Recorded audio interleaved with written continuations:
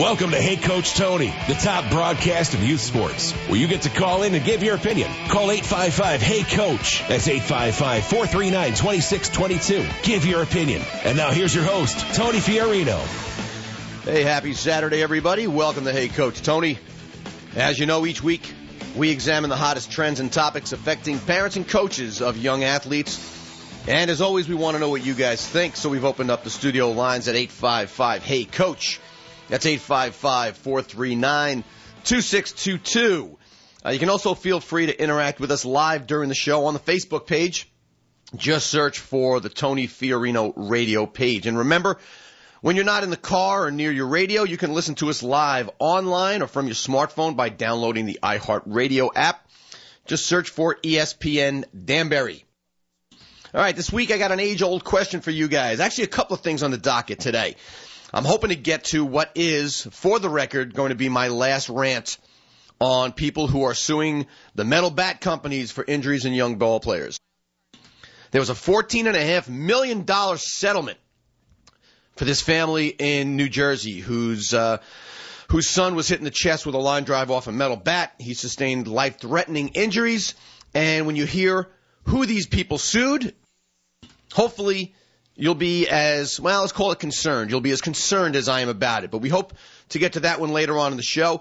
There's also a pretty interesting story about a high school football program that was, well, let's call it blindsided. I call it sabotaged. Their playbook, their injury report was sent around to every one of their opponents in their league. And when you hear who did it, I think you're going to be pretty interested. But we're going to lead with something that I came across this week. And again, it is an age-old question. If you want to chime in, it's 855-HEY-COACH. That's 855-439-2622. Here's the question, and I've asked it a couple of times in the past, but we never get a good answer. How much input should parents have in the evaluation, hiring, and firing of the high school coach? I know we got a pretty decent amount of high school coaches who listen in. I'd love to get your thoughts on this one, guys and gals. 855-439-2622 is the number here in the studio. And I don't just want the simple answers. You know, don't give me the parents are jerks. They have nothing to say about what we do and how we do it. All right? Let me know what you actually think when you call in. Speaking for myself, trying to stay objective about this. I'll think about this one as a parent first. We as parents, we do put a lot of trust in you high school coaches. We really do. Think about it. Sometimes our kids are spending more time with you guys than they do with the family. That's a pretty tough thing to do as a parent. So is it realistic to believe that parents should have some say in how the programs are run? How the coaches should handle our kids? Well, while we're waiting for your calls, let me explain to you why this one came to mind. At a high school, and I'm leaving the names out of this one, and that's on purpose because this could be anywhere in the country, and it probably is. But at a high school in Illinois, I'll go so far as to say it's a Chicago suburb. There is a should I leave the names out? All right, anyway, the high school coach is set to return as the varsity baseball coach this spring, even though many of the parents on that team are demanding, not requesting, but demanding that this guy be fired. This announcement was released this week. It came from the school principal after they did a 3-week investigation into allegations of recruiting and other various violations within the baseball program. Now, anybody care to guess where these allegations came from? A rival school? The Board of Ed? The district athletic office? Nope. These allegations probing into the baseball program came from the parents of the kids on the team. All right, well, listen, according to the principal, and I want to lead with this one, just kind of prove a point. Little, if any, evidence at all was found to even remotely substantiate any of the claims. And by the way, there are more claims, and we'll talk about those later.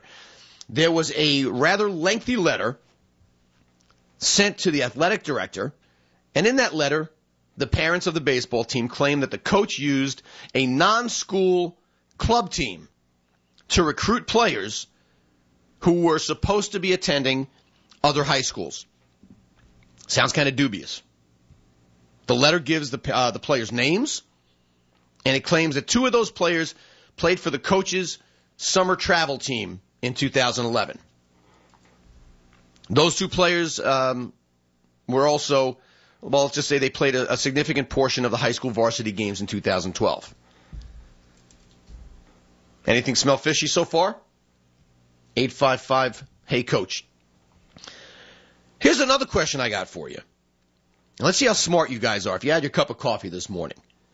I really wonder, why would parents have a problem with baseball players transferring into this school? I wonder why. Think about it. Why would parents have a problem with players transferring into the school? Tell you what, going to get things rolling this morning. First caller who agrees with what I believe is the answer, you get a T-shirt or a mug. So, Adam, pay attention. Let's see if someone calls in with a decent answer on this one. Why would parents of the baseball team have concerns with new players coming in? 855, hey coach is the number, and get yourself a T-shirt or a mug. And while we're waiting for one of you to win a shirt or a mug, let me state for the record that according to the district athletics director, there was nothing remotely illegal or even questionable about these 2 transfers. These 2 kids who played summer ball for the high school coach and transferred into the school were legal transfers. All right, that's important to note. So again, we'll wait for your calls on the big morning trivia question. But to move on, also according to the parents' claims, and this is where it starts to get good, 2 additional players from other schools also played for the coach's travel team. And according to the parents, these kids were promised a spot on next spring's varsity team. Why is this a little interesting? Well, because in this case, the district AD ruled that one of those 2 players was indeed ineligible. I don't have the details on why, but they did rule at the district level that one of the 2 players was not a legal transfer. But in true spineless fashion of school administrators, they're leaving the final decision up to the section commissioner. They're pushing it up. The other player, by the way, implicated in the second part of this, decided just to simply stay at his current high school.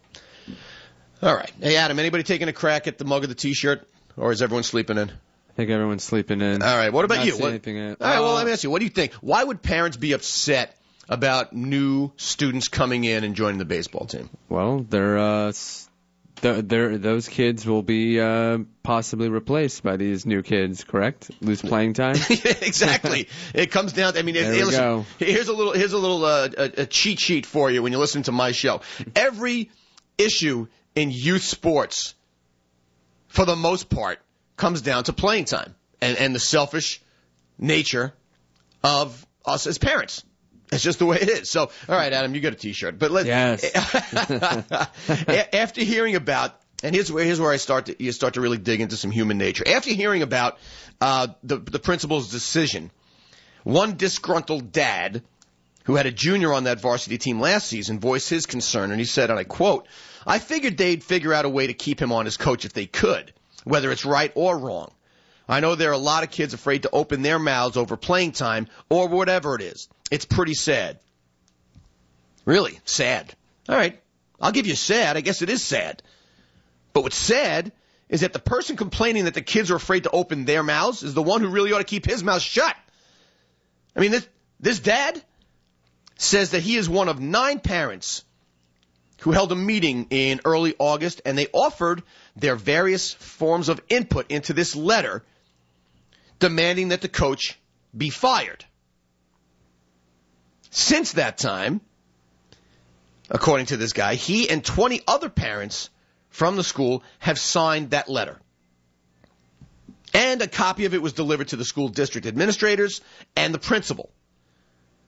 Looks like these parents meant business and they wanted to be heard, right? Well, wrong.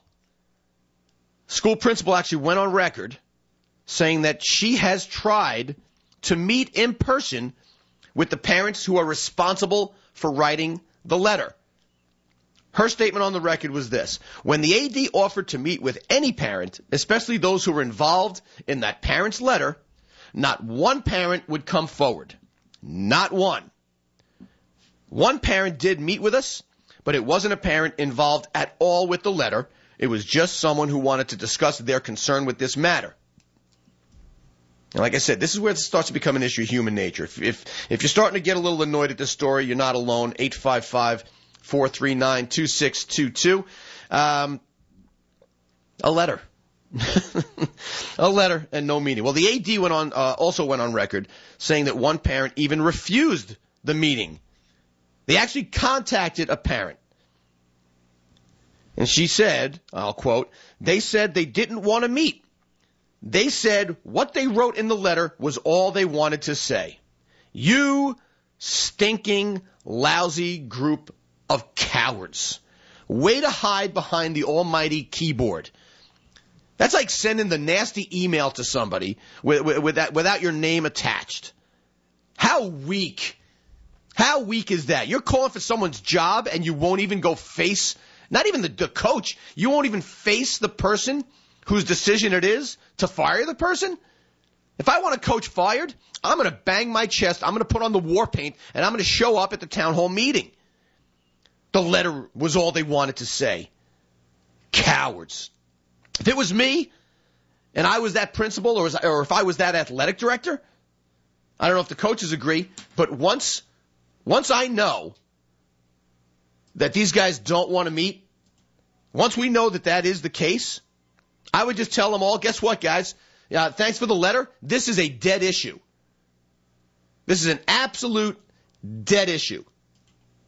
If you don't care enough to stand up and be accountable for something you write down on a piece of paper, and the school is supposed to just take your word for it and fire a guy, relieve him of his job because somebody wrote a letter and won't stand up behind it?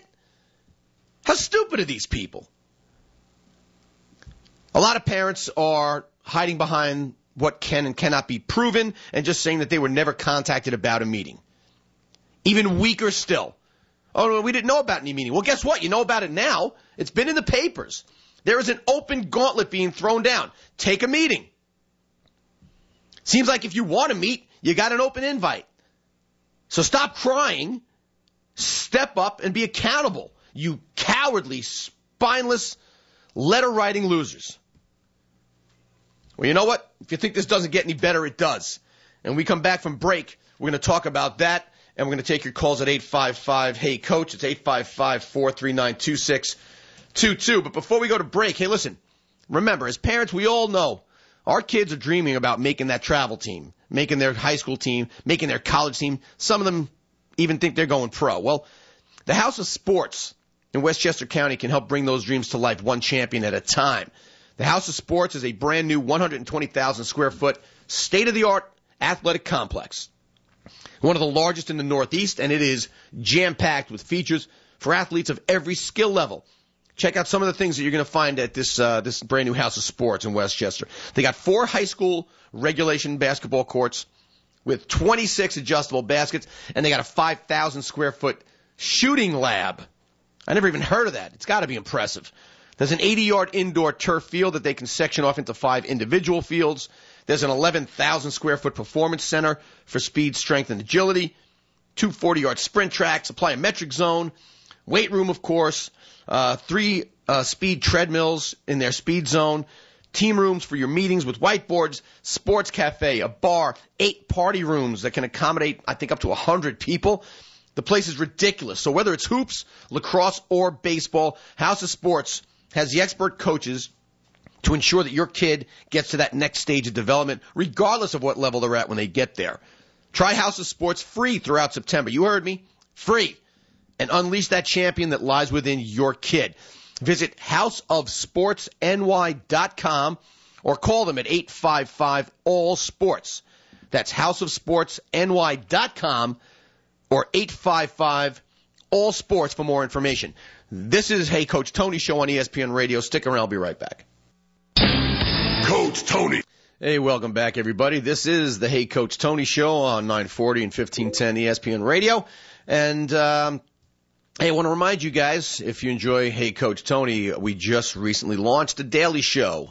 The Tony Fiorino Show comes at you live every Monday through Friday at 1 o'clock.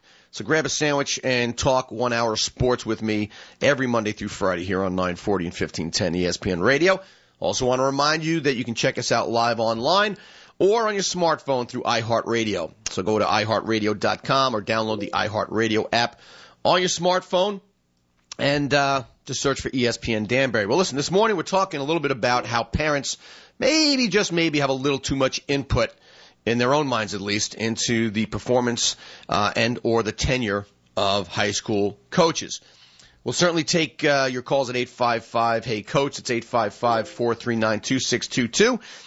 Before we get back to business here, I just want to congratulate Somers High School, who last night threw down a kadongadong on Pelham High School. I think it was 41-0. This was a good old-fashioned kadongadong, and if you haven't been paying attention, I have trademarked kadongadong. It means a beatdown. Somers JV is actually at Pelham this morning. I believe they're going to start in about 10 minutes, so good luck, guys, for the parents who are listening there, the Somers loyal faithful. But we're talking about this group of parents who, instead of confronting a coach, instead of confronting the principal, the AD, the administration, they just wrote themselves a nice little nasty letter and threw a whole bunch of allegations at this coach involving everything from illegal recruiting to probably the way the guy parts his hair.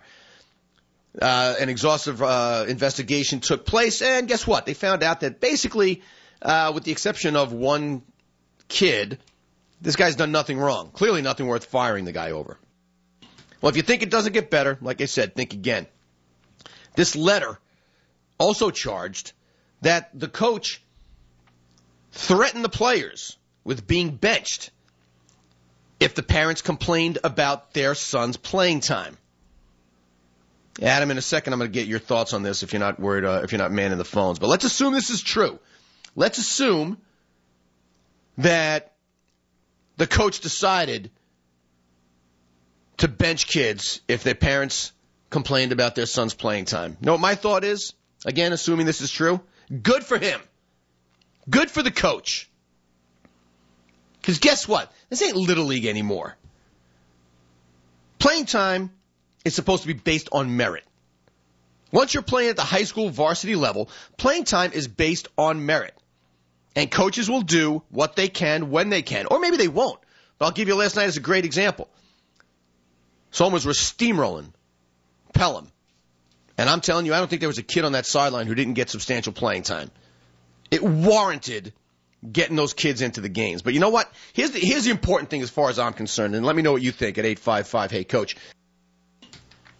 If any coach at any level took the time to deal with every mommy or daddy's complaint about playing time, well, guess what? They wouldn't have time to coach. It is the single biggest issue that coaches have to deal with, and I mean at every level. If they had to, seriously, consider every complaint around playing time, they wouldn't have time to breathe, much less coach a team. So here's an idea for these idiot parents. Let's cut the umbilical cord, and you know what? Allow your kids to maybe live through a little bit of disappointment. How about that? Adam, you agree? Absolutely. Kind of pathetic. But now, Yeah. by the way, I did say let's assume this is correct, right? Well, guess what? It's not. It's not even correct. The most cliched parental complaint in the book turned up empty during this investigation. Because while this investigation was going on, the principal and the athletic director interviewed all the players. Gave them an opportunity to anonymously say, yep, this guy, maybe it wasn't me, but I heard him threaten other guys with being benched if their mom or dad opened up their mouths. According to the principal's statement, they were never told anything resembling that, and there was never even any indication that they were going to get benched based on parental complaints. And again, this is coming from the kids themselves. By the way, the complaints did not stop there. Other earth-shattering issues in this letter included everything from tobacco use to the alleged misuse of booster club funds. These people were clearly reaching for straws. Man, they really wanted this guy out of there. They were trying to. The only thing they didn't put in there, they didn't ask any of the kids to take a dive and say they were molested. That's the only thing these guys came short of doing. But now, hang on. So again, the AD and the principal very accommodating. They investigated this whole issue of the booster club funds, and you know what? It did reveal something, and kudos. It revealed that things maybe. Well, first of all, let me just start with everything was above board and completely legal in terms of the use of the funds in the booster club. Now, the principal and the AD both agreed that things can always be improved, and so they decided to put some things in place to improve the financial structure of the booster club. So even though these people are idiots, it resulted in the booster club being a little more structured, and most schools could probably go through that exercise. And by the way, the tobacco thing? Really? Come on. Right or wrong? And I lean towards wrong. I'm not a proponent of tobacco use. I certainly believe anyone who smokes in this day and age is a special kind of stupid. But the fact of the matter is, chewing tobacco and baseball, they go together like, well, chewing tobacco and baseball, I guess. Having said that, the school has come down on the coaches, and they clearly stated that the coaches are no longer allowed to use tobacco products. There, you bunch of yellow-bellied losers, feel good about yourselves now? Mission accomplished? The only thing they could hang their hats on is one kid who was a borderline illegal recruit who never got into the school, and the fact that baseball coaches are dipping and spitting into their cup. Wow. Way to make the world a better place. Now, this the dad that went on the record earlier, Super Dad, from earlier in this discussion, you can't leave it alone. He said he thinks the coaches should have been dismissed or disciplined in some way for using tobacco on campus. Really, what did this bozo have in mind? Firing squad? Lethal injection? His quote was, "Zero tolerance means zero tolerance. If you do something wrong, you're gone. You're a moron. You are an idiot." Come on, all kidding aside. Oh, man, that's funny. Listen, granted, tobacco products are not illegal. Granted, neither is booze. And if someone was boozing it up, in front of kids, I could understand that. But come on, don't you think tobacco, isn't that a little bit of a stretch? Yeah, it's a major stretch. Idiot. I mean, it's not like he's, smoking a joint in the dugout or anything. Or doing anything, like I said. Yeah, nothing illegal there. No, the only thing missing was, like I said, and I wouldn't be surprised if this idiot Super Dad would have been the one to say, hey, you know what, Junior? Take a dive and tell everybody he touched you.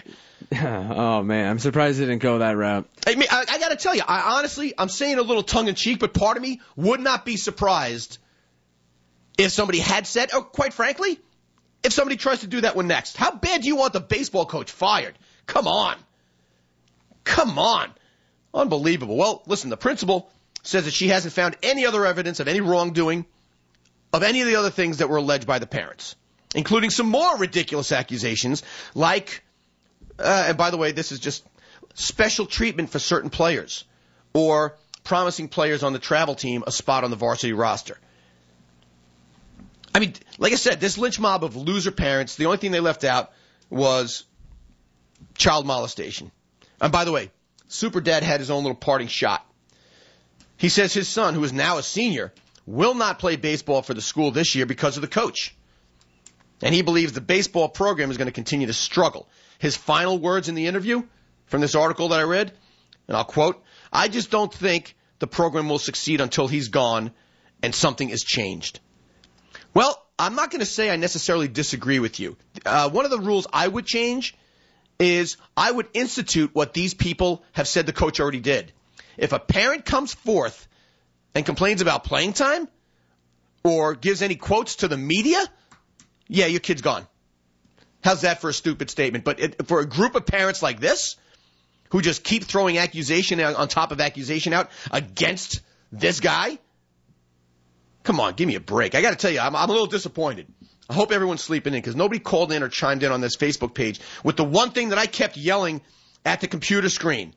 And we get back from break, I'm going to fill you in. But if you have a guess about the subtleties in this story, I want you to give us a call at 855-HEY-COACH or go up on the Facebook page on the Tony Fiorino radio show. This is Hey Coach Tony. Stick around. We'll be right back.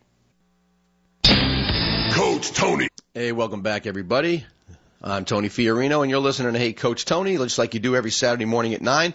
Want to remind you that every Monday through Friday, when you grab your sandwich, you want to talk a little sports, the Tony Fiorino Show is live every Monday through Friday at 1 o'clock here on 940 and 1510 ESPN Radio. Before the break, I kind of told you, we're talking about this story of the parents who were just reaching at straws trying to get the baseball coach fired in this, suburban Chicago high school. I'm not going to say the name of it. I'm proud of myself. Left the names out today. I'm a little disappointed because, you know what, there's a subtlety in this story, and nobody picked it up. And, this is the one thing that had me yelling at my computer screen over and over again as I was reading this article and doing my research. Now, Adam, I hate putting you on the spot. All right, no problem. All right, because you know what, I got to tell you, it's okay. Very subtle. All right. But I'm going to ask you first, and we'll see if anybody else, no one else has picked up on it, but all these complaints about a high school baseball coach, and we, tongue-in-cheek said the only thing missing was sexual assault accusations. There's actually something else that's missing that you would think might be an important part complaining about the baseball coach. You want to guess what that is? Oh, boy. Maybe the performance on the field. Hey! Yeah, way to go, Adam. I tried to lead you in there a little bit. All right. Not one of these parents had a single complaint about the guy's knowledge of baseball or his ability to win or lose games. Right. Or using the wrong pitching staff, or not bunting a guy over in a tie game in the 6th inning. Nothing baseball related was a negative in terms of this guy's resume and his performance. Bottom line, what became really clear to somebody with a brain reading this story is they just wanted this guy fired because he tried to go out and get the best players he could. And that meant that some of these brain-dead idiot cowards would have to watch their kids sit the bench. Plain and simple. I mean, you couldn't complain if these kids just came to the school on their own. And there's a chance that happened. By the way, there's a good chance that did happen. A lot of high school coaches have summer teams. A lot of high school basketball coaches coach AAU teams. You're going to tell me if a kid doesn't like that coach? If a kid's not happy with his current school and can legally transfer, you're going to tell me that there's no way that these kids transferred on their own? If your kid's not that good, suck it up. Chess club needs guys. Go ahead. Maybe your kid's just not going to go take over shortstop when Derek Jeter decides to hang it up in a couple of years. So bottom line to all this is, I got to tell you, I'm proud of myself because there were names in that article. And if you look it up, you can find it. I just felt like just calling out these bozos one at a time, especially Super Dad. Couldn't keep his mouth shut. All right, if you got something you want to add to that story, by all means, please do. 855-439-2622. It's 855-HEY-COACH. But I want to move on to another high school sports story that I picked up this past week. And I'm going to start this off with a question that I have primarily for the men out there. Adam, you qualify. You're a man. Ever hear the old cliche, hell hath no fury like a woman scorned? Are you that young that you never heard that? Oh, my God. You know what? See you next week. I'm going to go hang myself. Anyway, there is, Adam, I thought you were qualified. You clearly are not. I guess not. There is an old cliche, hell hath no fury like a woman scorned. And basically what they're saying, hell ain't got nothing on a woman who been done wronged. And if you're married, you know exactly what I mean. And if you follow that old cliche, listen to this next story, because I'm telling you, this is a new one on me. I have never heard one like this before. Now I'm going to name some names, at least the schools. And again, this could have happened. I'm not sure this one could have happened anyway, but here it is. Just after Alaman High School crushed LaSalle Peru High School 35-0 in their season opener. The football coaches met at midfield after the game and shook hands.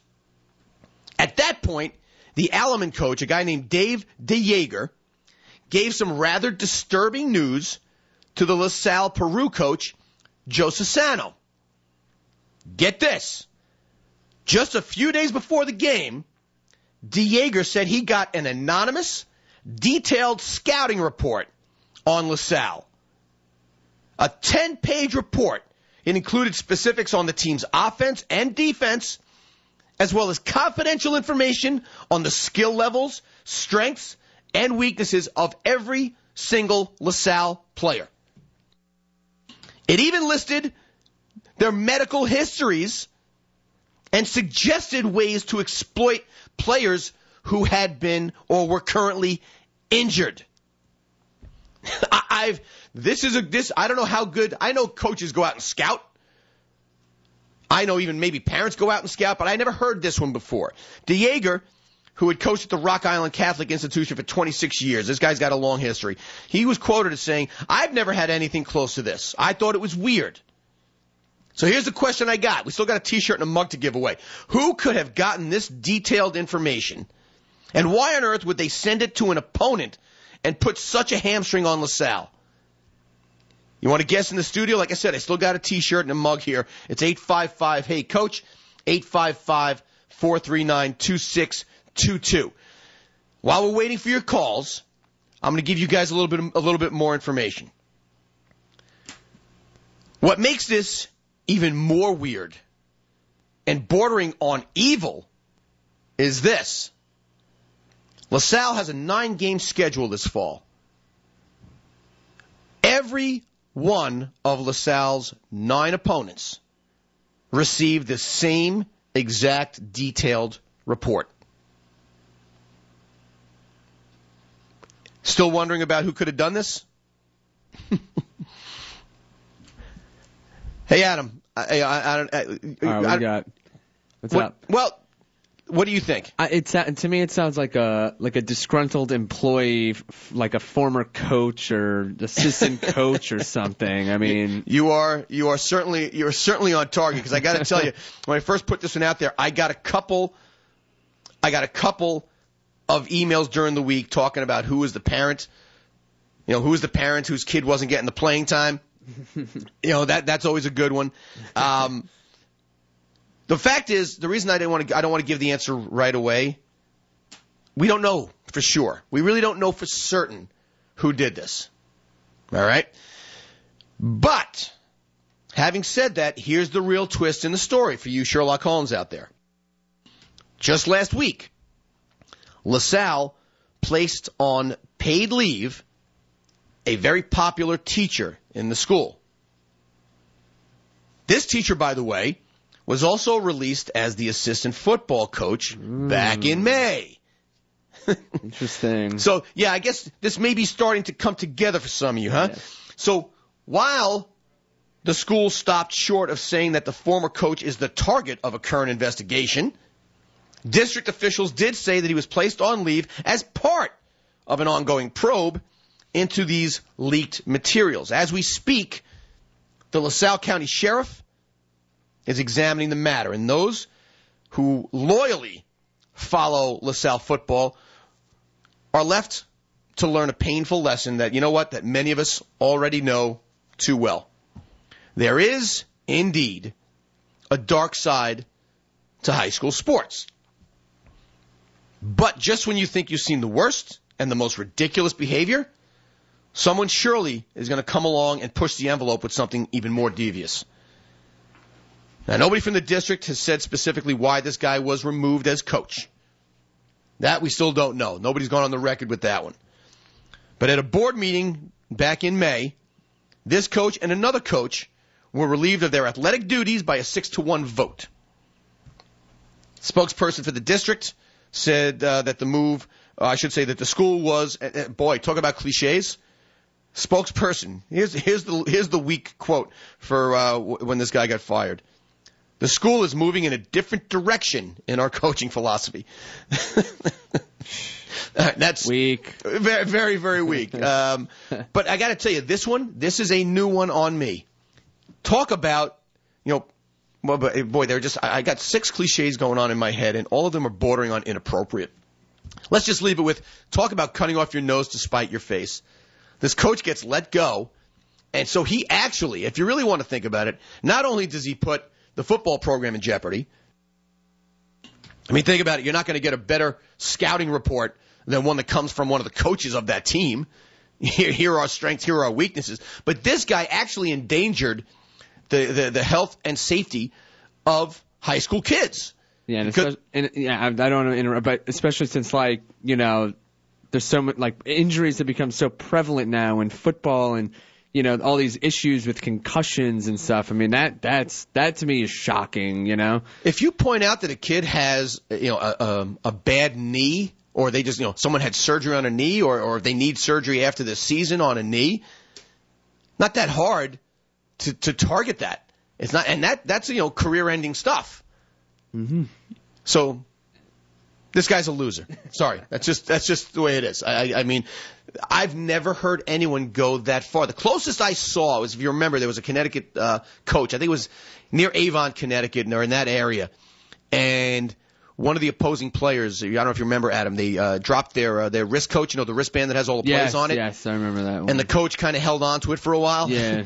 Remember, it was Aaron Hernandez's brother. Yes, Aaron. Aaron Hernandez's brother was the coach of the school. Yeah. I forget the guy's name, but obviously it's Coach Hernandez.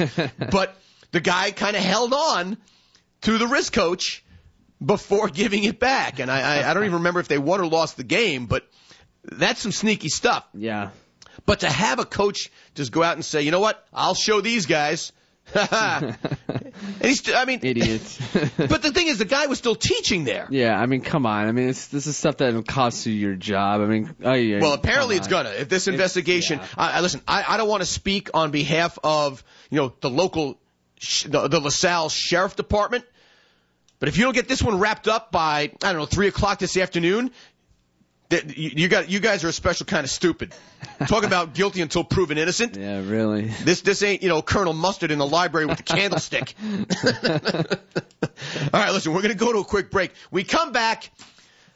Somebody call and keep me from driving into a brick wall when I get out of the studio today. Because if you haven't heard, a personal injury lawsuit filed on behalf of a kid who suffered life-threatening injuries during a Little League game in New Jersey settled for $14.5 million last month. And I just started to get some of the details. This guy, Stephen Domolowski, he's now 18 years old. He suffered his injuries back in 2006.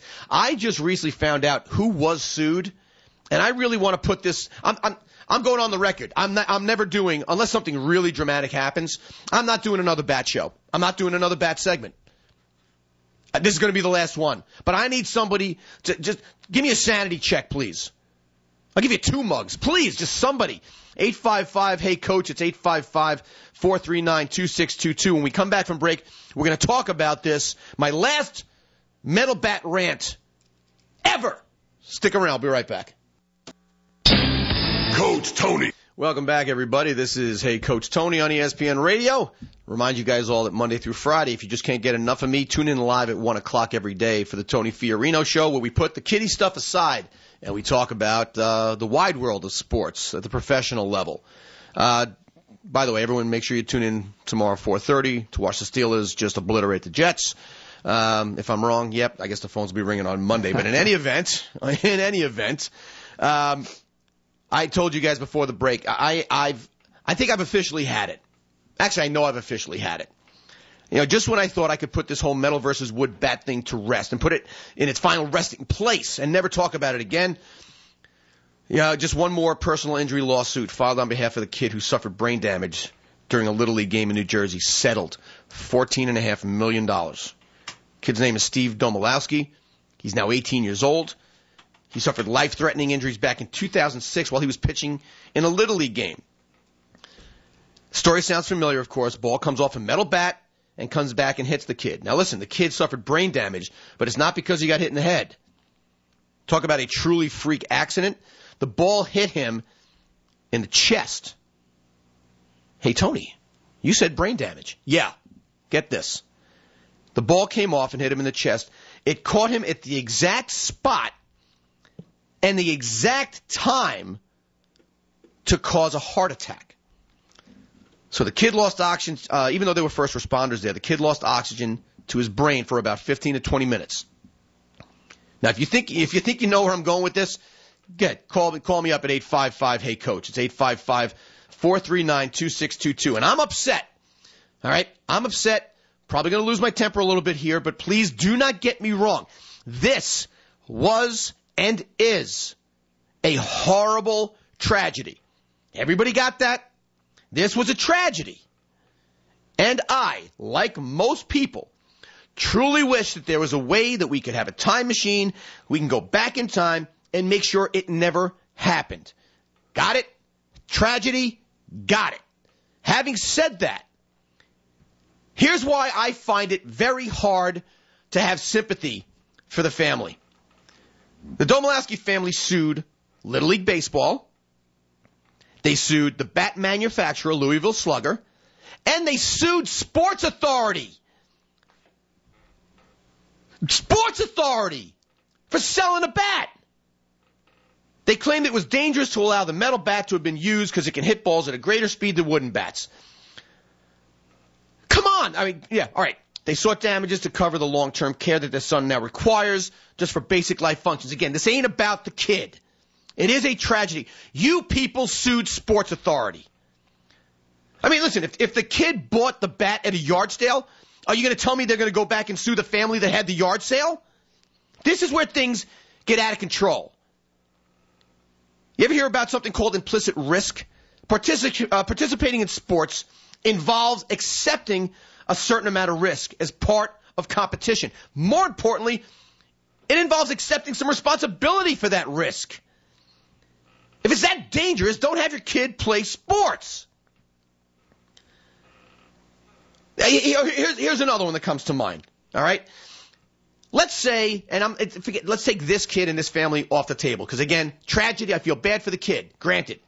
Let's say my kid is crossing the street tomorrow and gets hit by a car and loses oxygen to their, and there's three of them, so I'm not going to pick one because this is just a morbid thought.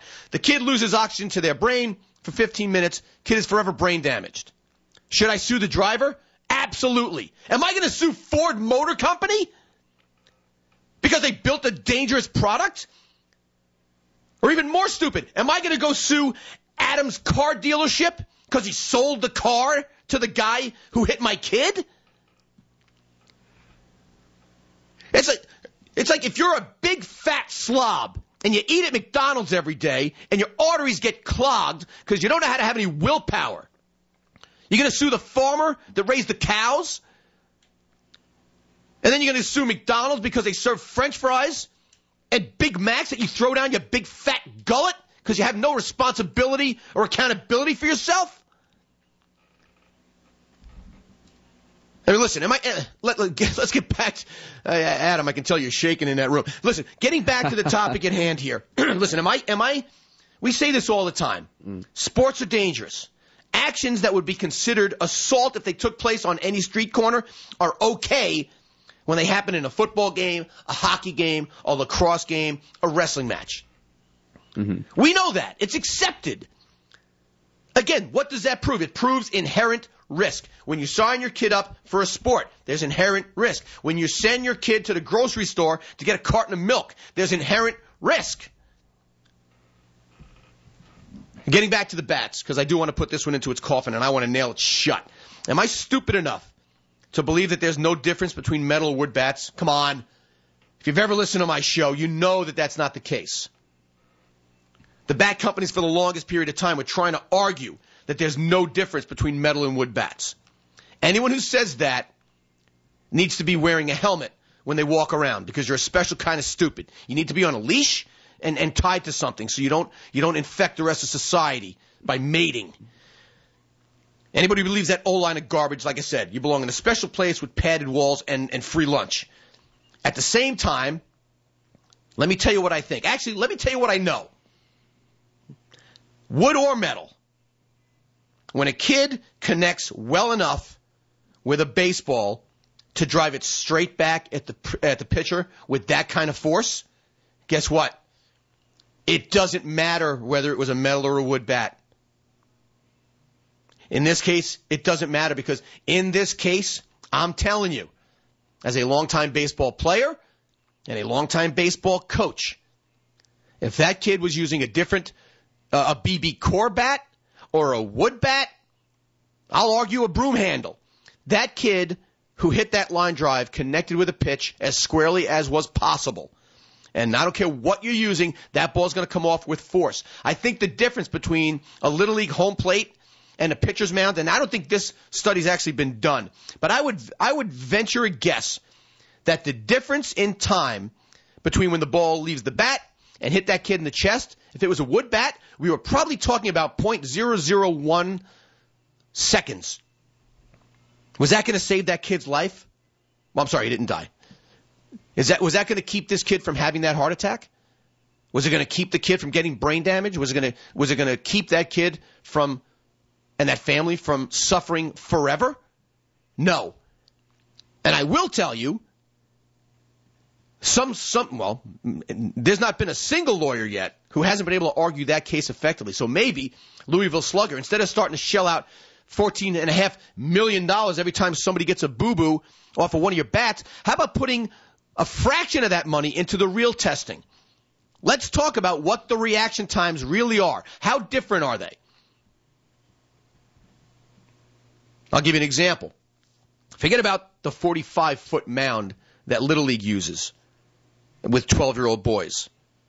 Last year, I saw a game where a 13-year-old boy, only 1 year removed from that 45-foot mound, using a drop-3 wooden bat, almost killed the pitcher.